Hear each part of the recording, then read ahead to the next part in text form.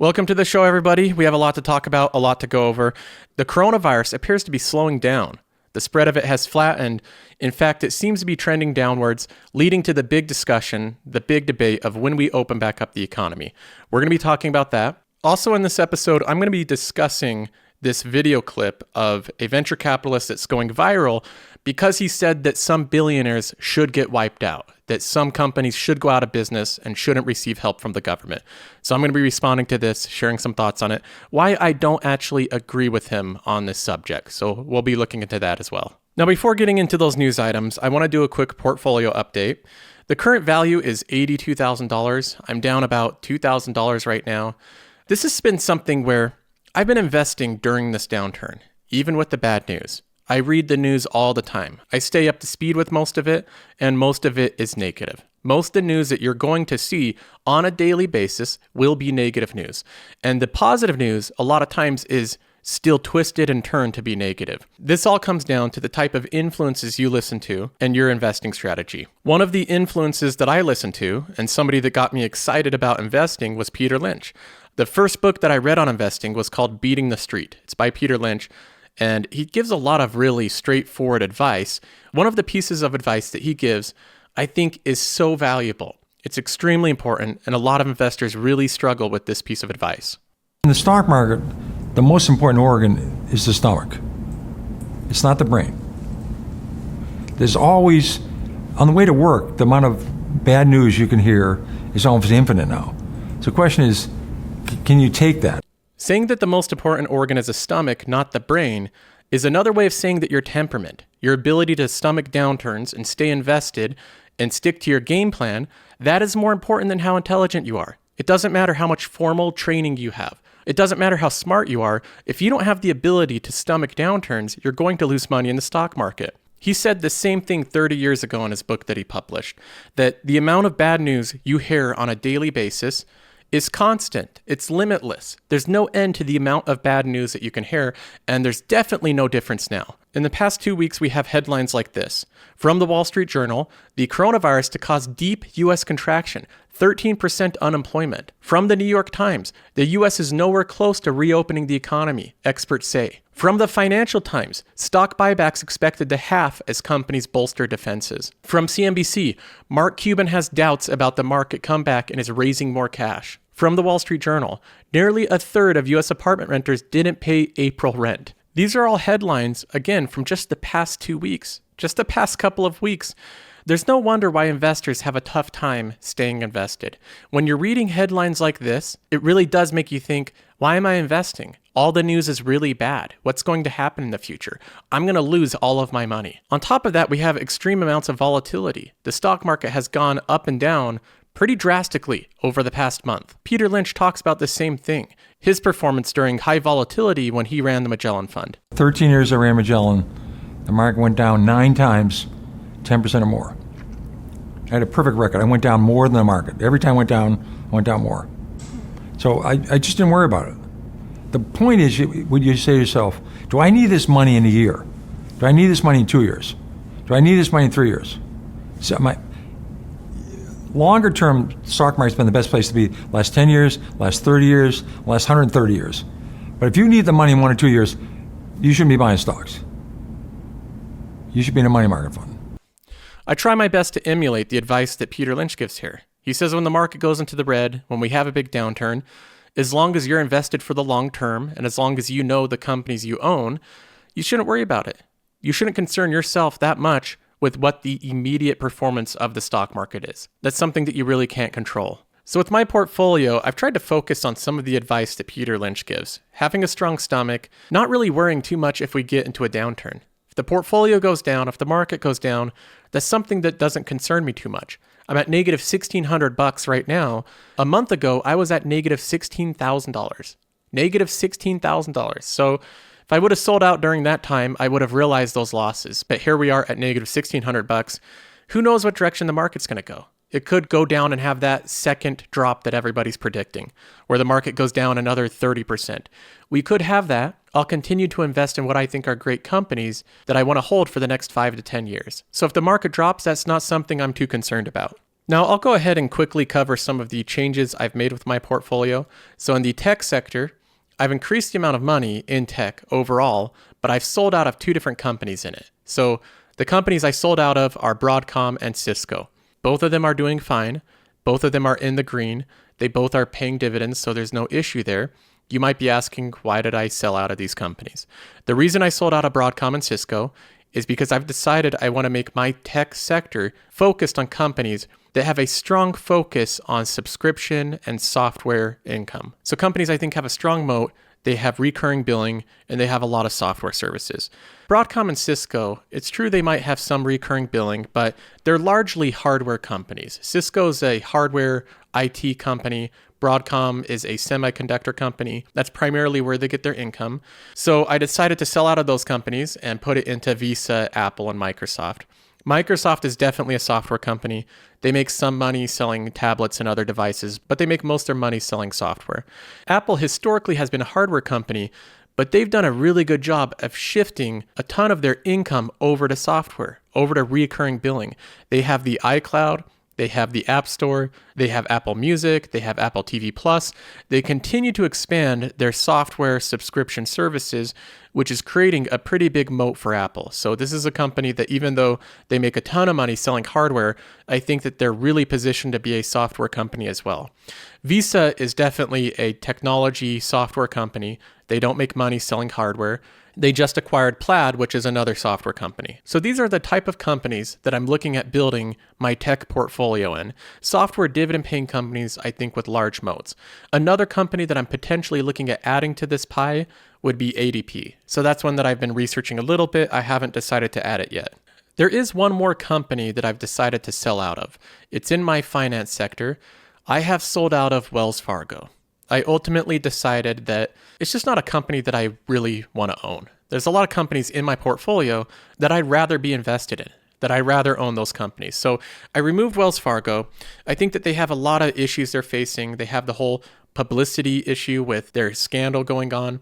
Politicians don't like them, as well as the general consensus I get from people is that a lot of people have pretty negative experiences there, more than I hear about any other bank. And they might be anecdotes, but I hear a lot of anecdotes about people having bad experiences at Wells Fargo. So I ultimately decided to sell out of it. So I no longer have Wells Fargo. I still have a lot of other banks. I have two Canadian banks. I have Bank of America and JP Morgan, as well as some other financial holdings. Another thing I'll mention is in my consumer pie, I've decided to keep Coca-Cola as well as Pepsi. So instead of selling out of Coca-Cola and funding Pepsi solely, I'm just going to have both the companies. I looked at them and they both just have too strong of balance sheets. Both of them are really good companies and they focus on a little bit of different things. They both have beverages, obviously, but Pepsi has Frito-Lay. It focuses on a lot more food brands. So I think they cover different things as well. So that's pretty much it. I've been filtering my portfolio, trying to move to companies that I think have the strongest balance sheet, the strongest 5-year outlook, and are currently undervalued. Okay, now moving on from that, let's get into some news. Pretty much all the economic news is negative right now. All of it's going to be bad. The big question for investors is, how priced in is it? Is it more negative than we're expecting, or is it in line with our expectations? So that's what a lot of investors are asking. We have news like this. March retail sales plunge, record 8.7% as the coronavirus shutdowns took hold. So retail sales are down quite a bit. We have all the major banks showing a huge reduction in profit. Goldman's profit tumbles 46%, but banks post strongest bond trading results in 5 years. Bank of America posts 45% decline in first quarter profit, braces for big loan losses. So these type of negative headlines economically are what we should expect to see right now, because we're going to see a lot more of this in the upcoming weeks. Now we have this negative economic news mixed in with what is mostly positive health news. The curve has flattened out, if we look at this, and it even seems to be on a downward trend. This is what I think is the biggest news. I think it's the thing investors are paying the most attention to. So out of all the news that you can consider, I think the virus going away is the single biggest factor. The markets are very forward-looking. If we look at all this stuff, it's bad right now, but the market's going to ask, where are we going to be in 3 years? That's the question most investors are going to be asking. So when they look at this and the virus getting under control, being in decline, and then us resuming economic activity, that's what a lot of investors are going to be looking at. When is the economy going to reopen? Now, that's probably the biggest question I have. When is the economy going to open back up? How long is this pandemic, is this shutdown going to last? This question is asked to Steve Mnuchin, the Treasury Secretary. Is the economy going to open back up in the month of May, so in 1 month? I do, Jim. I think as soon as the president feels comfortable with the medical issues, we are making everything necessary that American companies and American workers can be open for business and that they have the liquidity that they need to operate their business in the interim. He says yes. Their expectation is that next month, in the month of May, we're going to see the economy start to open back up. Now, they've described it as not a light switch, but a dimmer switch where it will slowly open back up. I don't know exactly what that's going to look like. I'm interested in details of how that slow opening is going to look like. But either way, knowing that we're going to be opening back up the economy in the month of May is something that investors are keeping in mind. That's something in the back of their mind. Hey, the economic data is horrible right now. We're going to get more of this terrible economic data. But what is it going to look like 3 months from now? Are people still going to be struggling just as much, or are people going to get back to work? So we have a lot of different news that we have to pay attention to. Not only do we have the business news, the economic side, we have companies giving lowered earnings, their guidance is going to be lowered. We have things like retail sales going down. We also have the health issue. We have the pandemic. How is the virus doing? Is it still trending downwards? That's a pretty big piece of news to pay attention to. But there's also a third thing, the Fed. The Fed has been an incredible force in fighting this downturn. The level of actions they have taken are completely unprecedented. It's never happened in the history of our country. The Fed can also contribute in important ways by providing a measure of relief and stability during this period of constrained economic activity, and by using our tools to ensure that the eventual recovery is as vigorous as possible. To those ends, we have lowered interest rates to near zero in order to bring down borrowing costs. And we've also committed to keeping rates at this low level until we are confident that the economy has weathered the storm and is on track to achieve our maximum employment and price stability goals. Even more importantly, we have acted to safeguard financial markets in order to provide stability to the financial system and to support the flow of credit in the economy. As a result of the economic dislocations caused by the virus, some essential financial markets had begun to sink into dysfunction, and many channels that households, businesses, and state and local governments rely on for credit had simply stopped working. We acted forcefully to get our markets working again, and as a result, market conditions have generally improved. We are deploying these lending powers to an unprecedented extent, enabled in large part by the financial backing from the Congress and the Treasury. We will continue to use these powers forcefully, proactively, and aggressively until we're confident that we are solidly on the road to recovery. The Fed is offering liquidity in every single frozen market, offering an endless amount of liquidity and credit everywhere that it's needed. And they say that they're going to do that forcefully, proactively, and aggressively until things stabilize. The Fed's support is an enormous force in the market right now, and Jerome Powell gives no indication that he's going to slow down or stop until we give a full recovery. In fact, he goes out of his way to say the complete opposite. He's going to continue this level of support until we get through this pandemic. Now, I'll be the first to say that I did not expect the Fed to be this aggressive in fighting the downturn. I knew that they would act during the downturn. Jerome Powell has been very clear that he's going to support the economy in whatever means necessary. Now, typically that's lowering interest rates and doing some quantitative easing. But what we see the Fed doing is far beyond what we saw in 2008. What they've done is drastically expanded their level of support. This is a memo from Howard Marks. He summarizes some of the events the Fed has done. He says, over the last few weeks, the Fed, SEC, and Treasury have announced an unprecedented program of stimulus, support, rescue, and regulatory relief. They continue to bring new actions forward and expand the size and scope of existing ones. There's no reason to believe there's anything they won't do or any magnitude they won't exceed. I was among many who were worried a month ago about the limited scope of the Fed arsenal, given that the federal funds rate only stood at 1.5% and most past rate cutting programs ran to about 500 basis points. Now we see the vast extent of the Fed's potential toolkit. Now, I was right there with Howard Marks on this. I was also concerned that the Fed had very limited ammo because the interest rates were already so low going into this downturn. In fact, I have a video titled, "The Fed Uses All Ammo," right at the beginning of this downturn. That's wrong. The Fed apparently didn't use all ammo because it has unlimited ammo. So it did not use all ammo at the beginning of this downturn. CNBC reports that the Federal Reserve dramatically expanded its efforts to save the economy, even adding junk bonds to the list of assets it can buy, as a wave of businesses are anticipated to have trouble surviving the expected recession. The Fed said it would provide $2.3 trillion in programs. CNBC says the Fed expanded its corporate lending program to take into entirely new areas, including ETFs and companies that are rated below investment grade. It had previously announced a program to buy investment-grade corporate debts and ETFs. It also will now accept AAA-rated commercial mortgage-backed securities and collateralized loan obligations. So, there you go. It appears that the summarized version of this is that the Fed has unlimited ammo. It will go into virtually any type of market that has frozen up or had trouble and offer a limitless amount of liquidity. Again, this isn't the only factor in the marketplace, but it's a big one. The Fed's actions are certainly supporting the market right now. We have banks like Goldman Sachs saying that they're abandoning their bearish near-term view on stocks. They believe the worst is behind us. The bottom has already been seen. And part of the reason they give for this is they say, why? The combination of unprecedented policy support and the flattening viral curve have dramatically reduced downside risk for the US. So they give two different factors of why they think we've already seen the bottom of the market. One of them is the flattening of the curve, which we've already looked at. The other one is the support from the Fed. Both of those factors. They do give a caveat here, something that may cause another bottom.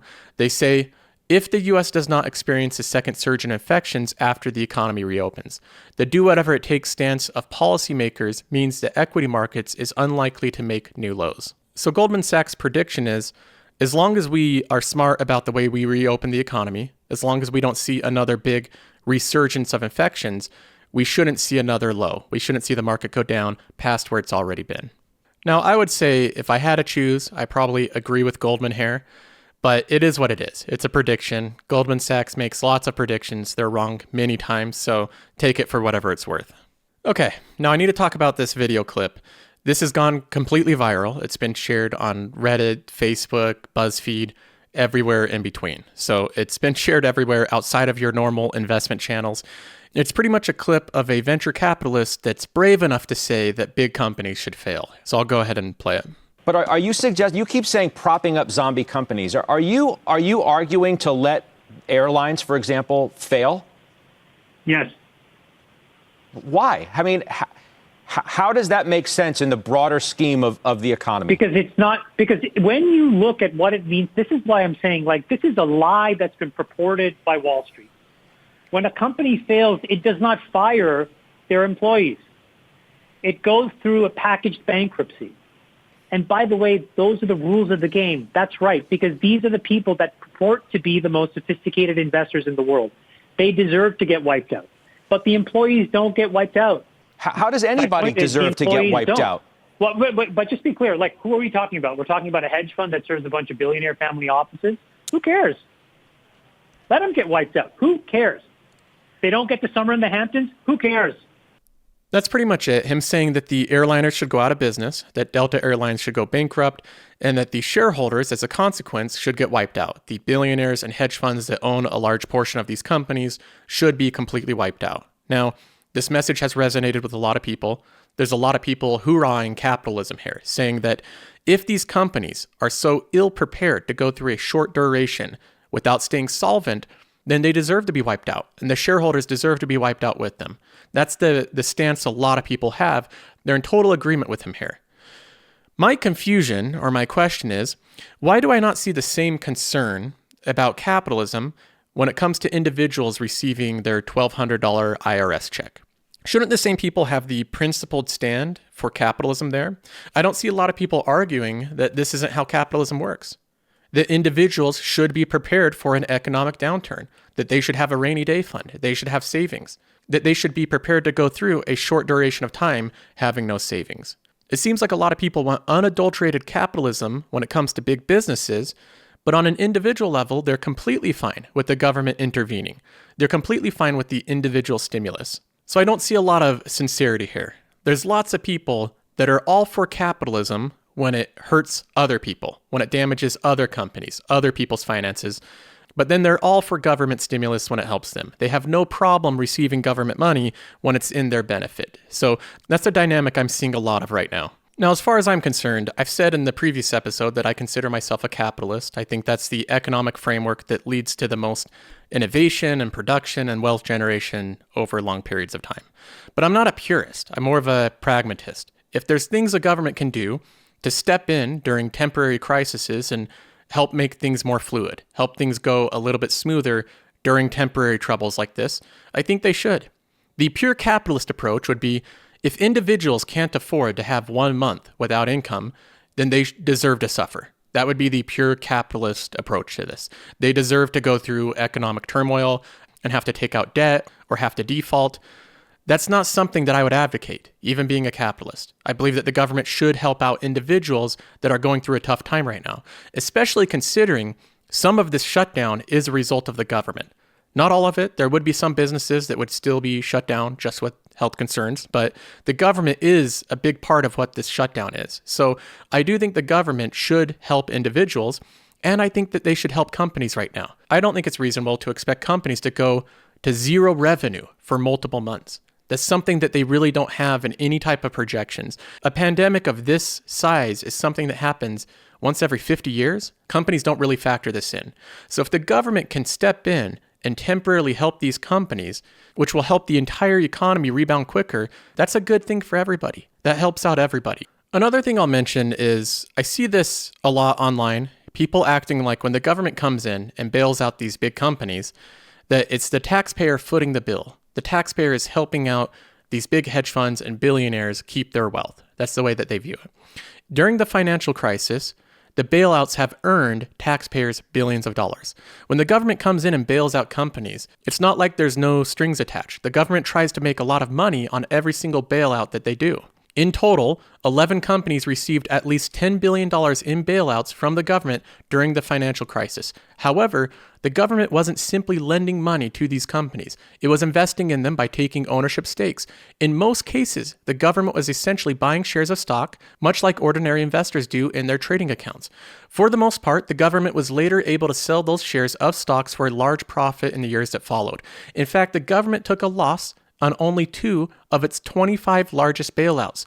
Mortgage aggregators Fannie Mae and Freddie Mac were the 2 largest financial crisis bailouts. Together, Fannie and Freddie received nearly $190 in bailout funds. However, the government has now netted more than $68 billion in profits from those investments. Both companies trade on over-the-counter markets. The taxpayer also made a killing on the vast majority of bank bailouts as well. The government turned a profit of more than $13.4 billion for Citibank, $5 billion in profit for American International Group, AIG, $4.5 billion for Bank of America, and $3 billion for GMAC. They lost money on some companies like General Motors, but overall, the government made a lot of money. This was a profitable investment for the government. So like I said, I'm a capitalist. I think that's a good economic framework, but I don't worship it. It's not a religion. I'm a pragmatist. If there's things that the government can do to intervene and make all of our lives better, make the recovery better, make it so that individuals are going through a less stressful time during this, and prevent some companies that were doing completely fine prior to this extreme situation we have, I think that that's something that they should do. And they have the opportunity to make money doing it. Now, another thing I'll point out here is if you think that my motive is to protect my investments, I don't have any holdings in airlines. So these companies we're talking about receiving the bailout money, I don't own any of them. I don't have any investments in them. I don't own Boeing. In fact, in my entire portfolio, I don't believe I own any company that is receiving direct bailout money from the government. So that doesn't really have anything to do with my thoughts on this subject. Okay, let's get to some emails. Joseph@josephcarlsonshow.com. The email address is joseph@josephcarlsonshow.com if you'd like to send in a question or thought. The first one is from Anonymous. It says, "Hi, Joseph. I'll start off by saying that I love the show and I always enjoy the interesting views you provide on investing in the economy. I recently took out a fairly large portion of my savings to invest in the market. I was going to wait until I finished my degree and had a steady source of income to start, but I thought now would be a better opportunity. I am a computer science student with a well-paying job already lined up for when I graduate this year, so I feel okay putting my money at risk in the market. So my question is, do you think it is a good idea to buy companies that are being hit hard in this time of crisis, for example, Marriott, Carnival, Airbus, As far as I'm aware, this rule of thumb is that the younger you are, the more risk you can take with investing. As well as that often with recessions, the best thing to do is buy the epicenter of the crisis. I have bought companies that I deem safe, Disney, Visa, some Irish companies as I am Irish, but wondering if I should take more risk. Would love to hear your opinion on this and look forward to more episodes. Well, I appreciate the email. I've been asked this same type of question quite a bit about companies like Marriott, Carnival, Royal Caribbean, you mentioned Airbus, the type of companies that are really under fire with what we're facing right now. They have a lot of exposure to the problems we're facing, and a lot of these are facing potential bankruptcy. I think that this isn't something where you try to lump in all these companies together. They are in drastically different circumstances. They have different balance sheets. They have different abilities to come out on top of this. So I would look at it on a case-by-case basis and see which one you think has the best opportunity of coming out of this strong and within a certain amount of time. So you might want to look at the different balance sheets they have, see how much runway they have, and see how quickly, if the economy returns to normal, how quickly these companies will be back in operation. Now, in terms of the whole being more risky when you're younger, a lot of people throw this around, and the way that I see it used is almost like it's okay to lose a lot of money if you're young. That's the way to do it. It's almost a justification for, I'm young, I lost a lot of money carelessly, and that's okay because I'm young. Whatever stage in life you are, you don't want to lose money investing. At any stage of your investments, the goal is to not lose money. That's the number one and the number two rule that Warren Buffett outlines. Never lose money is number one, and number two is never break the first rule. I think the whole I'm young, I can be riskier has been made out to be it's okay to lose money if you're younger. The way that I would try to reframe that is it's okay to have a much longer timeline if you're younger. So you can pursue investments that take a lot more time to work out whether or not they're profitable. Now, I would still view this the same way. What do you have the most high likelihood of getting a good return on your money? Is it companies like Marriott, Carnival, and Airbus? Or is it pretty solid companies that still have cash flow that have came down in price? Which way do you think that you can make more money over the next 10 years? That's up to your judgment. I've decided to try to target companies that I think are still undervalued, but they don't have nearly as much risk as the type of company that Carnival does. So there's potentially a much bigger potential reward for an investment in Carnival, but I think people oftentimes underestimate the amount of risk involved. That can lead to big losses that you want to avoid at whatever stage you're in. John says, you make valid points, but the market is overestimating how quickly the economy can reopen. You assume stabilizing death and infection rate will naturally lead to an imminent reopening. In fact, it's the shutdown that has stabilized the numbers, and accordingly, the solution is an extended shutdown, unless US decides the economy is more important than the death rates. Now, John, there's a couple things I wanted to go through in this comment. One of them is you say that you assume stabilizing deaths and infection rate will naturally lead to an imminent reopening. I don't think I've used that term, imminent. I've never said that the reopening will be immediate. I said that I think it will be sooner than most people seem to think. I don't think that we'll be in complete lockdown for multiple months, as some people are assuming. I think that we'll have a partial reopening in the month of May, and we'll continue to monitor the amount of infections. If it starts to go up, we'll start to curtail our opening and close some things back down. So I think that that will be the case. I don't think it will be an imminent reopening. Now, another thing you bring up is this same thing I see a lot of people bring up.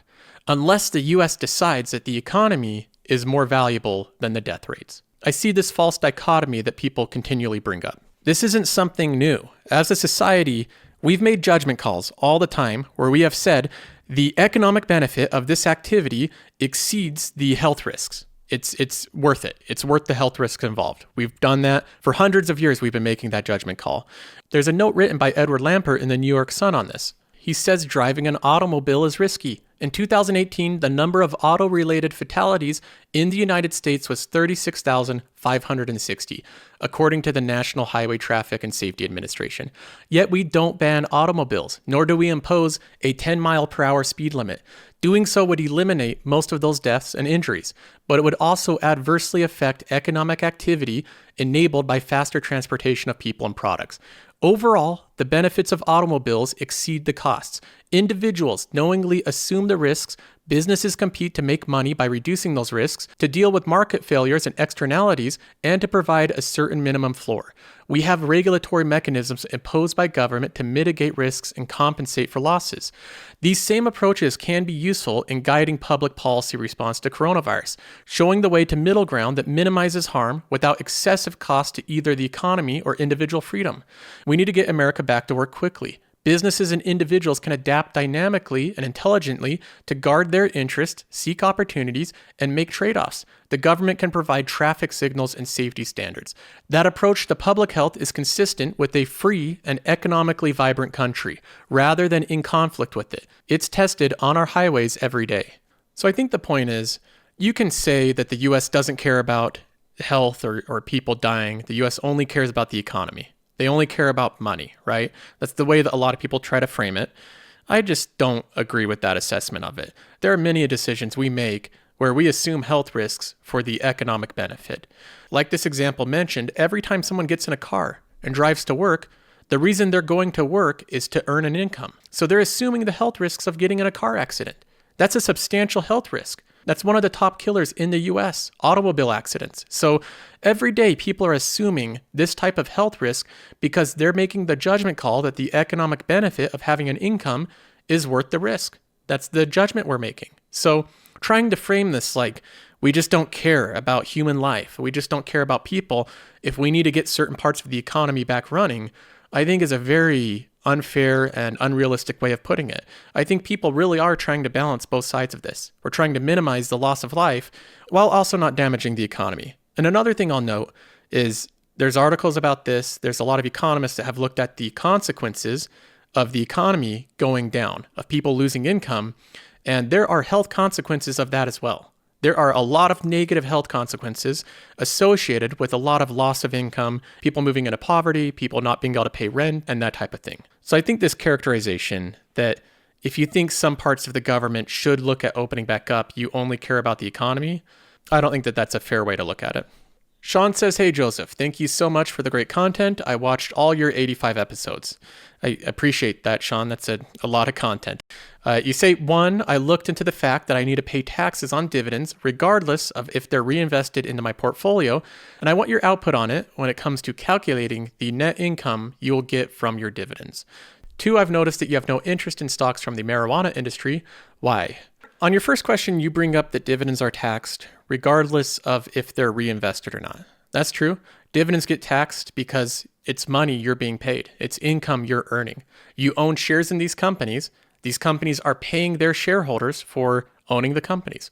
That's what a dividend is. So it doesn't matter if you take that money and purchase more shares of different companies. You're earning that income. You could use it to buy groceries or you could use it to reinvest.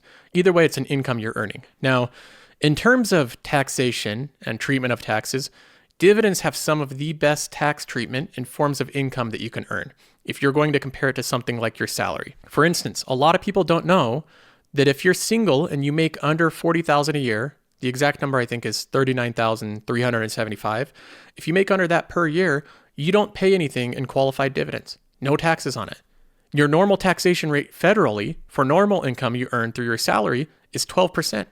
So right there, the dividend income you're earning is taxed much better than the salary, the money that you have to actively work for. And then if you're married, it's even better. If you're married and you file joint taxes, you have to make over $78,750 to pay any taxes on dividends. Meanwhile, all the money that you make up to that point, again, you're paying 12% federally. So in terms of comparing different types of income, dividends have very good tax treatment. The qualified dividend tax rate is 15%, and you have to make over these certain amounts before you even start paying that. Your second question is why I'm not invested in the marijuana industry. There's a couple reasons why. One of them is I don't feel like the industry is that figured out in terms of our laws and regulations. So I think there's a lot of unknowns there. I also don't see any dominant dividend paying company that would fit the criteria of what I would invest in. There's lots of other companies. I think there's a lot of risk to them. I've seen valuations go drastically with marijuana industry. So overall, I think it's just a very risky industry with a lot of dynamics at play that I wouldn't feel comfortable investing in. Okay, well, that's going to be all for this episode. I appreciate everyone that shares the channel, subscribes, everybody that joins the Patreon and supports it that way. I appreciate all of you, and I'll check in with you guys next time.